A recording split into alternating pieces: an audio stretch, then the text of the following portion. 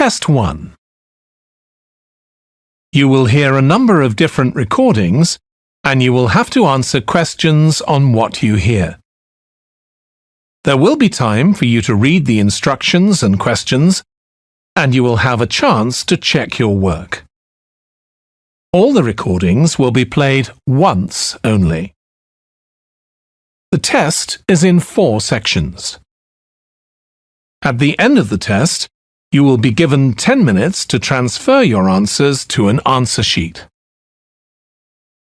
Now turn to Section 1.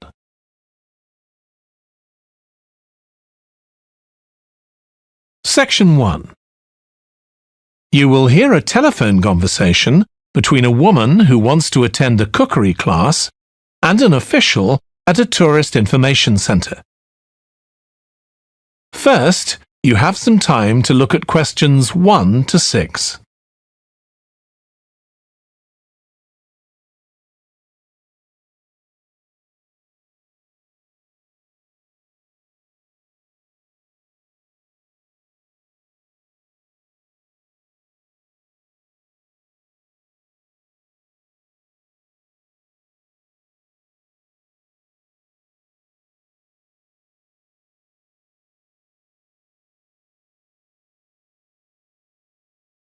You will see that there is an example that has been done for you. On this occasion only, the conversation relating to this will be played first. Hello, Tourist Information Centre. Mike speaking. How can I help you? Oh, hi. I wanted to find out about cookery classes. I believe there are some one-day classes for tourists. Well, they're open to everyone, but tourists are always welcome. OK, let me give you some details of what's available. There are several classes. One very popular one is at the food studio. The first cooking class is at the food studio. So studio has been written in the space. Now we shall begin. You should answer the questions as you listen because you will not hear the recording a second time. Listen carefully and answer questions 1 to 6. Hello, Tourist Information Centre. Mike speaking. How can I help you? Oh, hi. I wanted to find out about cookery classes. I believe there are some one-day classes for tourists. Well, they're open to everyone, but tourists are always welcome. OK, let me give you some details of what's available. There are several classes. One very popular one is at the food studio. OK. They focus on seasonal products, and as well as teaching you how to cook them, they also show you how to choose them. Right, that sounds good. How big are the classes? I'm not sure exactly, but they'll be quite small.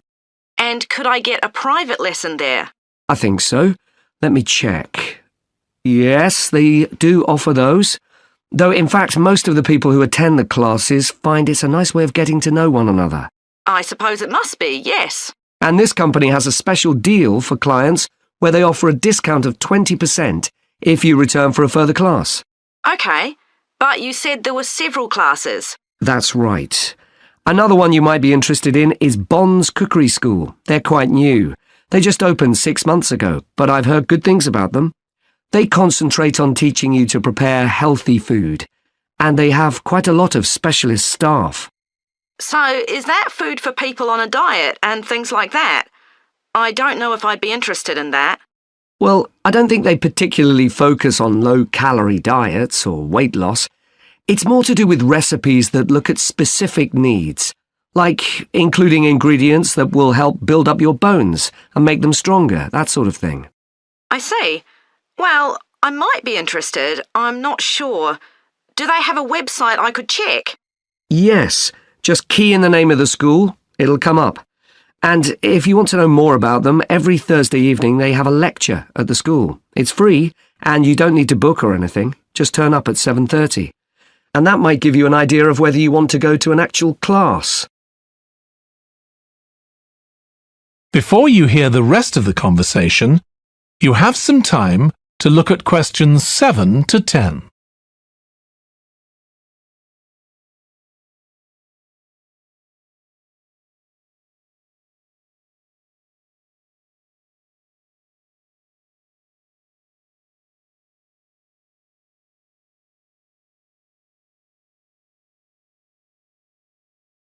Now listen and answer questions 7 to 10.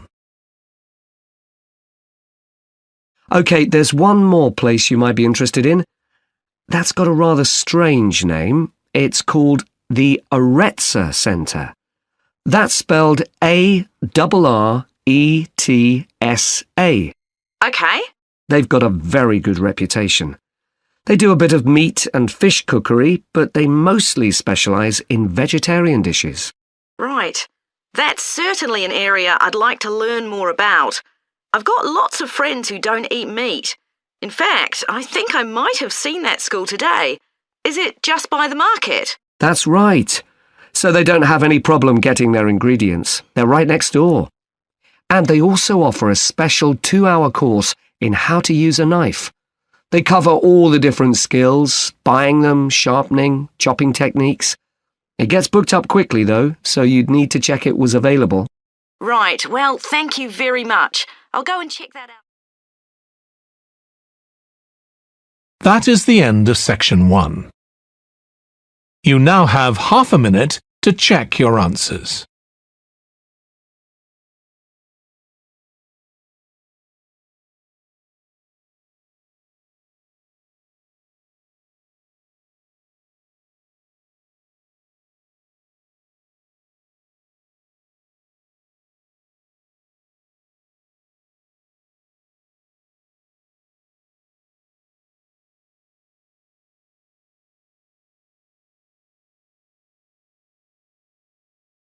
Now turn to section 2.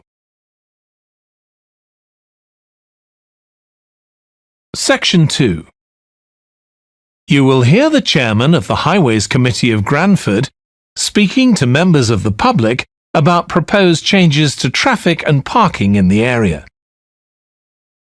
First, you have some time to look at questions 11 to 13.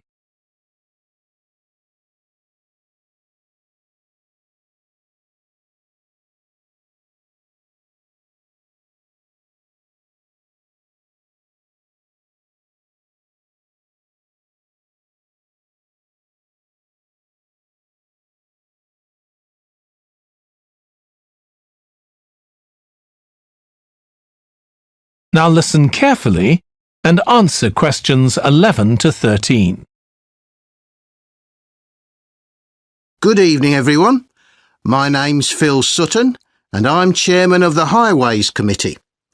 We've called this meeting to inform members of the public about the new regulations for traffic and parking we're proposing for Granford. I'll start by summarising these changes before we open the meeting to questions. So, why do we need to make these changes to traffic systems in Granford? Well, we're very aware that traffic is becoming an increasing problem. It's been especially noticeable with the increase in heavy traffic while they've been building the new hospital. But it's the overall rise in the volume of traffic of all kinds that's concerning us. To date, there's not been any increase in traffic accidents, but that's not something we want to see happen, obviously. We recently carried out a survey of local residents, and their responses were interesting. People were very concerned about the lack of visibility on some roads due to cars parked along the sides of the roads. We'd expected complaints about the congestion near the school when parents are dropping off their children or picking them up. But this wasn't top of the list, and nor were noise and fumes from trucks and lorries, though they were mentioned by some people. We think these new traffic regulations would make a lot of difference, but we still have a long way to go. We've managed to keep our proposals within budget, just, so they can be covered by the council. But of course it's no good introducing new regulations if we don't have a way of making sure that everyone obeys them. And that's an area we're still working on with the help of representatives from the police force. Before you hear the rest of the talk, you have some time to look at questions 14 to 20.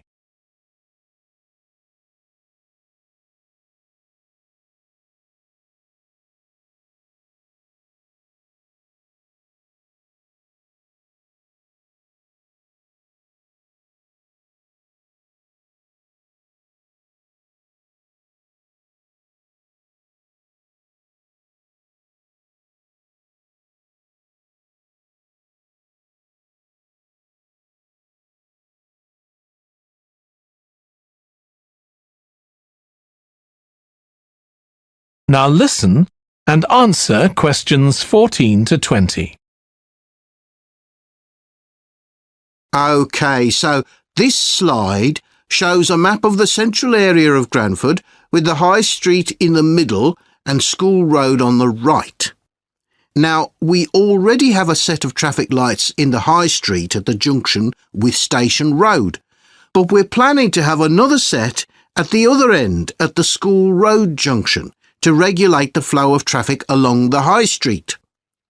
We've decided we definitely need a pedestrian crossing. We considered putting this on School Road just outside the school, but in the end we decided that could lead to a lot of traffic congestion. So we decided to locate it on the High Street, crossing the road in front of the supermarket. That's a very busy area, so it should help things there. We're proposing some changes to parking. At present, parking isn't allowed on the High Street outside the library, but we're going to change that and allow parking there, but not at the other end of the High Street near School Road. There'll be a new no parking sign on School Road just by the entrance to the school, forbidding parking for 25 metres. This should improve visibility for drivers and pedestrians, especially on the bend just to the north of the school. As far as disabled drivers are concerned, at present they have parking outside the supermarket, but lorries also use those spaces, so we've got 2 new disabled parking spaces on the side road up towards the bank. It's not ideal, but probably better than the present arrangement. We also plan to widen the pavement on School Road. We think we can manage to get an extra ½ metre on the bend just before you get to the school, on the same side of the road.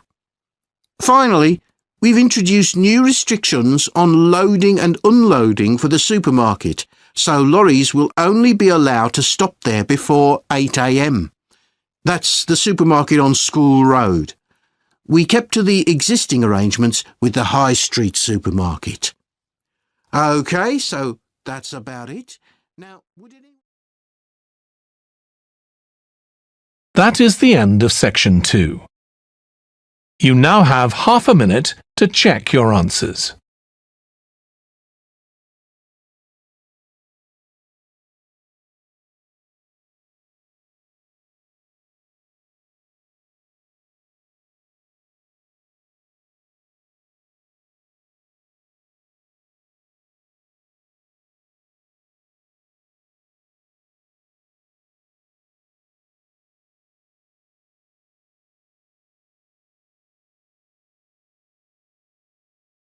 Now turn to section 3. Section 3. You will hear 2 biology students called Emma and Jack discussing an experiment they are going to do together. First, you have some time to look at questions 21 to 25.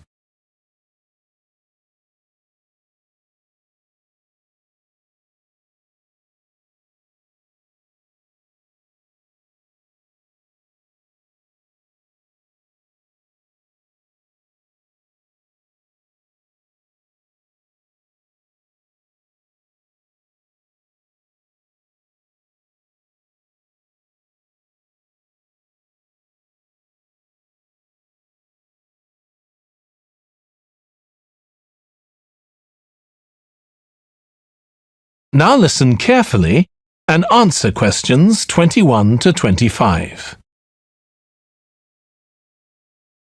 We've got to choose a topic for our experiment, haven't we, Jack?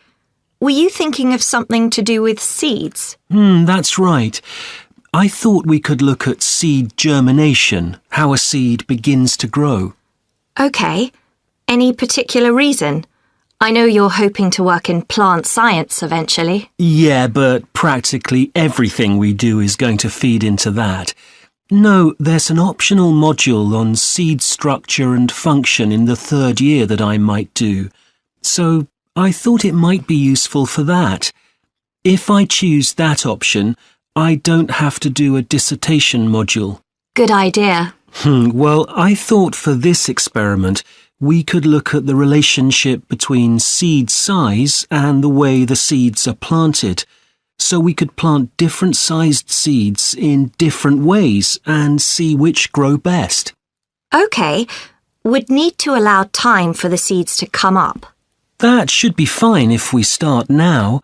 A lot of the other possible experiments need quite a bit longer. So that'd make it a good one to choose. And I don't suppose it'd need much equipment. We're not doing chemical analysis or anything. Though that's not really an issue. We've got plenty of equipment in the laboratory. Yeah, we need to have a word with the tutor if we're going to go ahead with it, though. I'm sure our aim's okay. It's not very ambitious, but the assignment's only 10% of our final mark, isn't it? But we need to be sure we're the only ones doing it. Yeah, it's only 5% actually, but it'd be a bit boring if everyone was doing it. Did you read that book on seed germination on our reading list? The one by Graves? I looked through it for my last experiment, though it wasn't all that relevant there. It would be for this experiment, though. I found it quite hard to follow. Lots about the theory, which I hadn't expected. Yes, I'd been hoping for something more practical. It does include references to the recent findings on genetically modified seeds, though. Yes, that was interesting. I read an article about seed germination by Lee Hall. About seeds that lie in the ground for ages and only germinate after a fire. That's the one. I knew a bit about it already, but not about this research.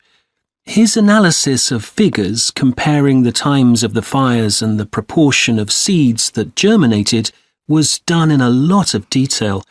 Very impressive. Was that the article with the illustrations of early stages of plant development? They were very clear. I think those diagrams were in another article. Before you hear the rest of the discussion, you have some time to look at questions 26 to 30.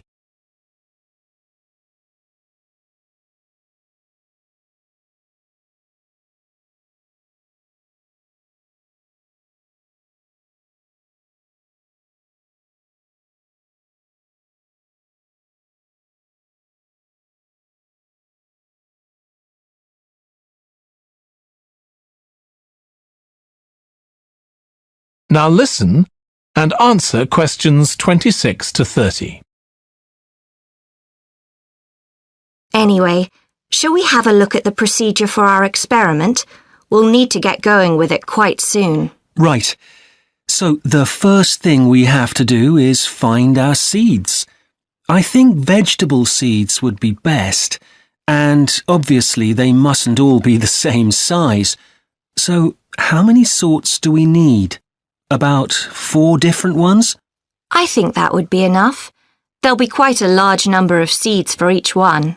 Then for each seed, we need to find out how much it weighs and also measure its dimensions. And we need to keep a careful record of all that. That'll be quite time-consuming. And we also need to decide how deep we're going to plant the seeds, right on the surface a few millimetres down or several centimetres. OK, so then we get planting. Do you think we can plant several seeds together in the same plant pot? No, I think we need a different one for each seed. Right. And we'll need to label them. We can use different coloured labels. Then we wait for the seeds to germinate. I reckon that'll be about 3 weeks, depending on what the weather's like. Then we see if our plants have come up and write down how tall they've grown. Then all we have to do is look at our numbers and see if there's any relation between them. That's right. So then we get... That is the end of section 3. You now have half a minute to check your answers.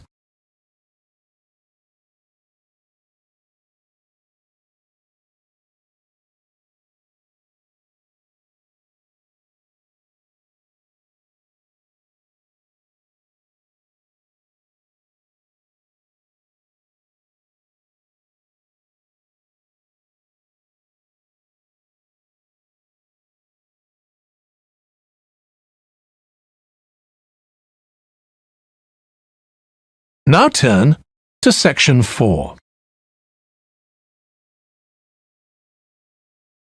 Section 4. You will hear part of a lecture on an environmental studies course about recent research on how animals are adapting to urban environments. First, you have some time to look at questions 31 to 40.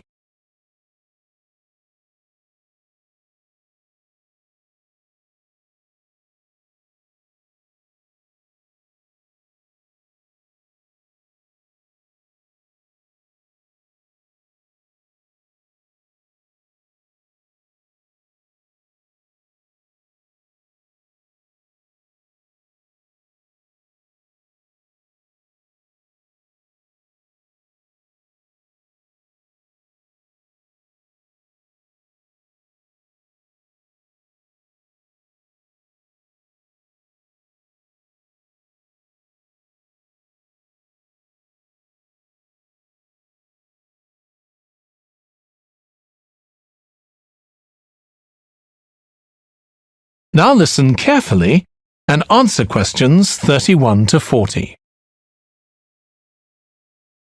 Hi. Today we're going to be looking at animals in urban environments, and I'm going to be telling you about some research on how they're affected by these environments. Now, in evolutionary terms, urban environments represent huge upheavals, the sorts of massive changes that usually happen over millions of years. And we used to think that only a few species could adapt to this new environment. One species which is well known as being highly adaptable is the crow, and there have been various studies about how they manage to learn new skills. Another successful species is the pigeon, because they're able to perch on ledges on the walls of city buildings, just like they once perched on cliffs by the sea.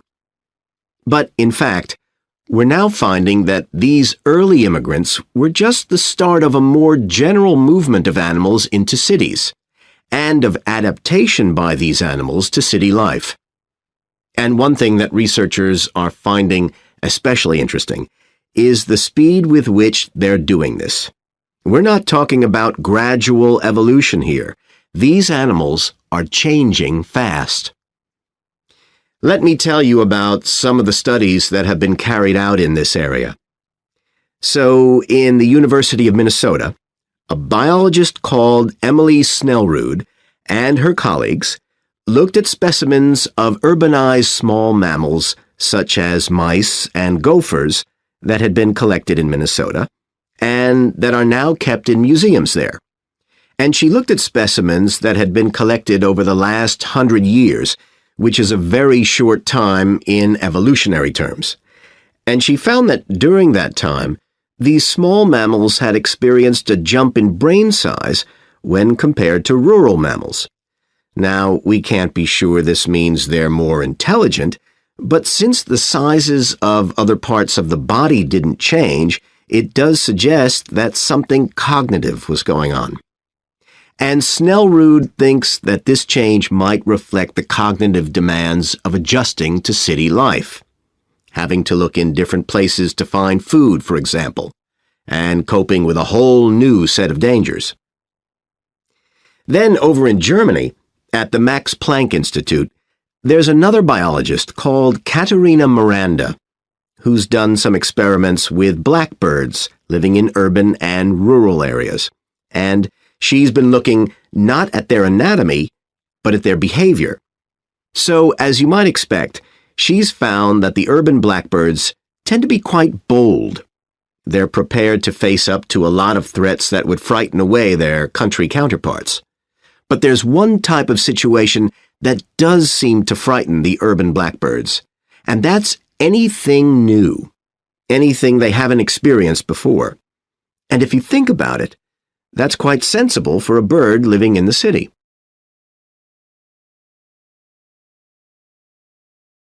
Jonathan Atwell, in Indiana University, is looking at how a range of animals respond to urban environments. He's found that when they're under stress, Their endocrine systems react by reducing the amount of hormones such as corticosterone into their blood. It's a sensible-seeming adaptation. A rat that gets scared every time a subway train rolls past won't be very successful. There's just one more study I'd like to mention, which is by Sarah Parton and her team. And they've been looking at how squirrels communicate in an urban environment, and they've found that a routine part of their communication is carried out by waving their tails. You do also see this in the country, but it's much more prevalent in cities, possibly because it's effective in a noisy environment. So, what are the long-term implications of this? One possibility is that we may see completely new species developing in cities. But on the other hand, it's possible that not all of these adaptations will be permanent. Once the animals got accustomed to its new environment, it may no longer need the features it's developed. So now we've had a look at adaptation. That is the end of section 4. You now have half a minute to check your answers.